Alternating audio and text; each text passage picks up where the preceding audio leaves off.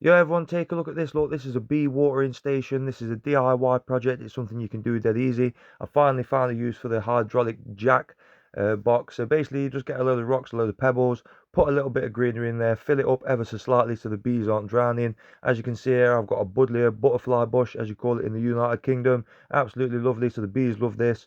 Have you noticed there's just an abundance of bees? You hardly see them anymore. And for saying I'm a gardener, I'm hardly seeing them this year. And as you can see, it's worked. So we've put it down, bees just come down and just take a drink as and when they want, and then they can fly off. Obviously, there's an abundance of places where they can actually go and obviously get a drink safely. Obviously, whether that's from predators or just generally drowning because there's nowhere for them to land.